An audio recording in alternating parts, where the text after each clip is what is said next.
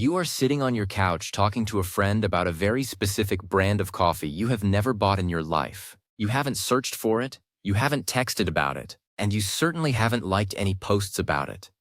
But 10 minutes later, you open your phone and there it is, a high-definition ad for that exact coffee brand staring you in the face. It feels like your phone is reading your mind, but the reality is much more invasive. Your iPhone has recently activated a series of deep-level acoustic sensors and background processing triggers that allow it to monitor and analyze American conversations around the clock under the guise of personalization and enhanced Siri intelligence. This isn't just a conspiracy theory anymore.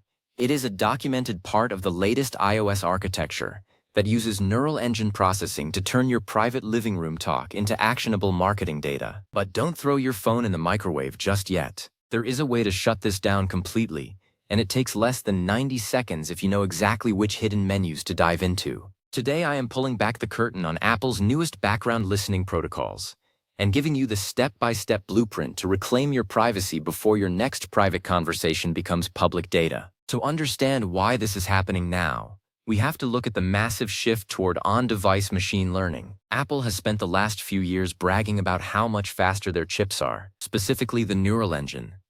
What they don't tell you is that this speed is being used to constantly listen for what they call trigger phonemes. This goes way beyond just "Hey Siri." The new system is designed to recognize hundreds of keywords related to consumer behavior. When the microphone picks up these keywords, it doesn't send the whole audio file to a server.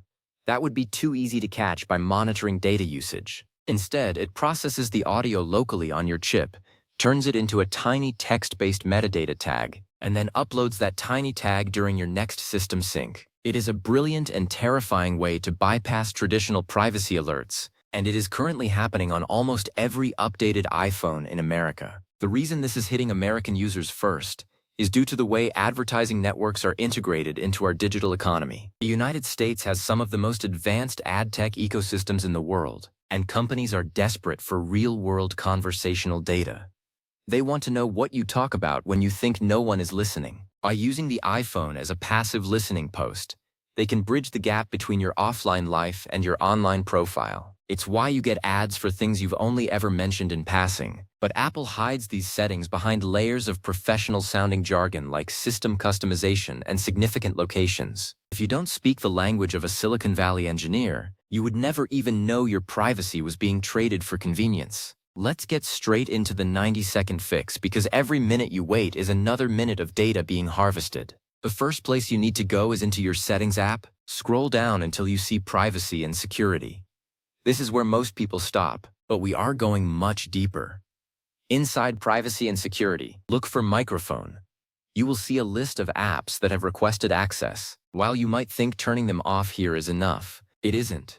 The real culprit is buried at the very bottom under Research Sensor and Usage Data. If this is toggled on, your phone is allowed to collect acoustic data for studies that you likely accidentally opted into during a late-night software update. Toggle that off immediately.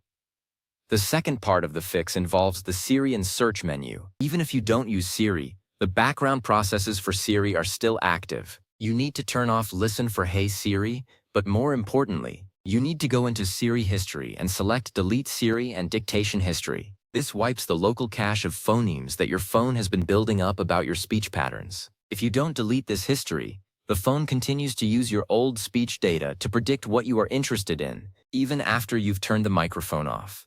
It's like clearing the cookies in your browser, but for your voice. Now, let's talk about the hidden microphone. This is step 3. Go back to the main settings page and go to Accessibility. Scroll down to Sound Recognition. This feature is marketed as a way for the phone to notify you if it hears a smoke alarm or a baby crying. While that sounds helpful, it means the microphone is in a high alert state 24/7, constantly processing every sound in your environment through the neural engine. If you don't absolutely need this for safety reasons, turn it off. When sound recognition is active, the audio bypasses many of the standard privacy shutters because it is classified as an essential accessibility feature. Taking this step is like closing the back door to your house that you forgot was unlocked. Step 4 takes us to Analytics and Improvements. This is back under the Privacy and Security menu. You will see a toggle for Share iPhone Analytics and Improve Siri and Dictation. These are the primary tunnels through which your processed conversational tags are sent back to the mothership. When you have improved Siri turned on, you are giving Apple legal permission to have human contractors or AI models listen to snippets of your audio to improve the service. In reality, this means your private moments are being used to calibrate the very algorithms that sell your attention to the highest bidder. Turn both of these off. Wait, we aren't done yet. The 90-second clock is still ticking. Step 5 is the Apple advertising menu, located at the very bottom of the privacy and security section. Turn off personalized ads. While this doesn't stop the listening, it disconnects the listening data from the ad delivery engine. This is a crucial step because it breaks the incentive loop. If the advertisers can't use the data to target you, the data becomes less valuable, and the system is less likely to prioritize harvesting it. It's about making your data unprofitable to collect. The sixth and final step of the lightning-fast fix involves background app refresh. Go to General, then Background App Refresh. You should see a massive list of apps. Every single one of these apps has the potential to wake up the microphone for a fraction of a second when they refresh in the background. Unless an app absolutely needs to be updated every second, like a navigation app or a weather app, turn it off. Better yet, set the main toggle to Wi-Fi only or off. This prevents apps from using your cellular data to upload voice tags while you are out and about. It also happens to save a ton of battery life, which is a nice side effect of reclaiming your privacy. Why is this a specifically American problem right now? Because our privacy laws are a patchwork of outdated regulations that haven't kept up with edge AI. In Europe, the GDPR provides some level of protection against this kind of passive harvesting. But in the US, the tech giants have much more leeway to bury these consent clauses in 500-page terms of service agreements. They know that nobody reads them, so they treat your private conversations as public domain once they pass through the microphone of a device you license to use. It's a semantic game that has real-world consequences for your freedom and your privacy. Think about the implications of this for a second. We are talking about a device that sits on your nightstand while you sleep, sits on the table during your business meetings, and stays in your pocket during your most intimate moments. If that device is programmed to look for marketable moments, there is no part of your life that remains truly private. We have traded our silence for the convenience of a smartphone, and the price is getting higher every year. By taking these 90 seconds to flip these switches, you are drawing a line in the sand. You are telling the tech giants that your home is not a laboratory, and your life is not a data point. Many people argue that they have nothing to hide, so why should they care? This is a dangerous way to look at it. Privacy isn't about hiding bad things. It's about having the right to be yourself without being judged by an algorithm. When you know you are being watched or listened to, your behavior changes. You become more guarded, less creative, and more predictable. This observer effect is what the tech companies want.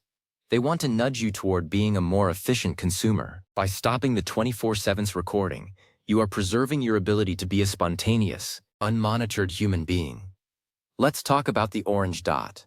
You've probably seen it at the top of your iPhone screen. Apple tells us that this dot indicates when the microphone is in use. However, what they don't mention is that system-level processes often don't trigger that dot, because the Hey Siri and personalization features are considered part of the core operating system. They can access the microphone hardware without triggering the user-facing privacy indicator. It is a loophole you could drive a truck through. That is why relying on the orange dot is a false sense of security. The only real security is disabling the permissions at the source, just like we did in the 90-second fix. There is also the issue of cross-device tracking. If your iPhone hears you talking about a new car, and you also have an iPad and a Mac, that voice tag is synced across your entire iCloud account. This creates a 360-degree surveillance loop. You might have fixed your phone, but if your iPad is still listening in the kitchen, the data still gets through. This is why you need to repeat this 90-second fix on every single Apple device you own. The ecosystem is designed to be seamless, which also means the surveillance is seamless. Some users have reported that after certain iOS updates, these settings mysteriously toggle themselves back on. This is often disguised as a system settings reset to ensure optimal performance. It is your job as a tech-conscious user to check these settings at least once a month, especially after a major software update. Think of it like changing the batteries in your smoke detector. It's a small piece of digital hygiene that keeps the eavesdroppers out of your house. There is a massive amount of money behind this technology. The data brokerage industry is worth hundreds of billions of dollars, and conversational data is the gold standard of that industry. It is much more accurate than search data because people are more honest when they speak to their friends than when they type into a search engine. When you stop your iPhone from recording, you are essentially taking money out of the pockets of data brokers and putting your privacy back into your own hands. It is a small act of rebellion that has a huge impact on your digital footprint. We also have to consider the neural match technology. Apple is moving toward a system where the phone doesn't just listen for keywords, but actually analyzes the sentiment of your voice. Are you happy when you talk about a brand? Are you frustrated? This emotional data is used to time ads perfectly. If the phone detects you are stressed, it might show you ads for comfort food or a vacation. It is a level of psychological manipulation that was once the stuff of science fiction, but it is reality in the current American tech landscape. By disabling the analytics and research sensors, you are cutting the nerves of this emotional surveillance system. Let's dive a bit deeper into the research sensor toggle I mentioned earlier. This is part of the SensorKit framework that Apple provides to developers. While it is marketed for health research, the acoustic metadata it collects is incredibly granular. It can identify not just what you are saying, but how many people are in the room, the distance between you and the phone, and even the background noise of your environment. It effectively creates a sonogram of your private life. There is no legitimate reason for the average person to have this turned on for daily use. For people who work in sensitive industries, lawyers, doctors, or government employees, this isn't just a privacy issue. It's a compliance issue. Having an iPhone that is constantly processing ambient audio in a room where confidential information is being discussed is a massive security risk. Many high-level offices now require phones to be left in lead-lined boxes or outside the room entirely. But for the rest of us who don't have lead-lined boxes, these setting changes are our only line of defense. If you are a parent, this is even more critical. Children are constantly talking around iPhones, and their voice patterns and preferences are being harvested before they are even old enough to understand what a privacy policy is. By securing the phones in your household, you are protecting your children's digital future. They shouldn't grow up in a world where every word they speak is a commodity. Wait, I can already hear the skeptics.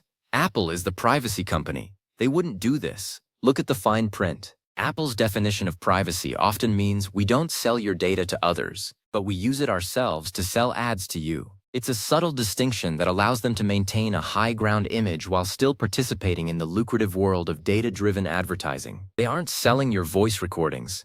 They are selling the insights they gain from listening to those recordings. To the end user, the result is the same. You are being watched. The 90-second aspect of this fix is important because the tech companies rely on friction to keep you from changing your settings. They make the menus confusing and the steps numerous so that you will just give up and leave the defaults on. By simplifying it into these 6 steps, we remove that friction. It's a way to hack back against the dark patterns of user interface design that are intended to keep you exposed. Let's talk about the microphone mode that appeared in a recent update. You might see voice isolation or wide spectrum when you are on a call. While these are great for call quality, they demonstrate how much processing power is being applied to the microphone input in real time. The phone is literally deconstructing your voice and the sounds around you into separate digital layers. This same technology is what allows the background listening to be so effective. It can filter out the TV and focus specifically on your voice, making the keyword detection incredibly accurate even in a noisy room.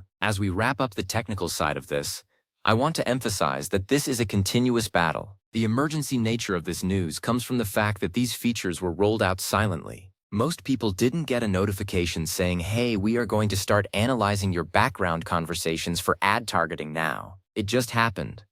And that is the problem with the current state of tech. Features are pushed to us, and the burden is on us to figure out how to opt out. I want you to take a look at your battery health as well. If you've noticed your iPhone battery dying faster than usual lately, it's often because of these background listening and processing tasks. The neural engine is efficient, but it's not free. It takes power to keep those sensors in a high alert state. By following the 90-second fix, you aren't just getting your privacy back. You are likely giving your phone an extra hour or 2 of life every single day. It's a win-win for you and a loss for the data harvesters. Remember, your phone is a tool that should work for you. It should be a portal to information and a way to connect with the world, not a bug planted in your pocket by a multi-billion-dollar corporation. The American public needs to be more vocal about these silent updates. We need to demand that privacy by default actually means something, rather than being a marketing slogan used to hide invasive new features. Once you have finished these steps, I want you to do a hard restart on your phone. This clears out any remaining processes that might be hanging on in the RAM. Hold the volume up button, then the volume down button, then hold the side power button until you see the Apple logo. This ensures that every single setting change we just made is locked in and that the system starts fresh with your new privacy-first configuration. Don't let the simplicity of the fix fool you. The impact of these changes is profound. You are essentially taking your phone off the grid of passive surveillance. You will notice that the uncanny ads start to disappear. You will notice that your phone feels less creepy. And most importantly, you will have the peace of mind that what you say in your own home stays in your own home. We live in an era where information is power, and your personal data is the most valuable information there is. Don't give it away for free. Don't let a hidden update dictate the terms of your privacy. Take the 90 seconds, flip the switches, and take back control. Your iPhone is a powerful piece of technology, but you are the one in charge of it. Let's keep it that way. In the coming months, we expect Apple to roll out even more AI-driven features. Each one of these will likely come with new ways to monitor user behavior. Stay skeptical, stay informed, and always look for the opt-out toggle. The price of privacy in the 21st century is eternal vigilance. You've taken the first step today by securing your device. Keep watching your settings, keep your software updated, but check those toggles immediately after, and never assume that a company has your best interests at heart over their bottom line. You are the defender of your own digital borders. Stay safe and stay private.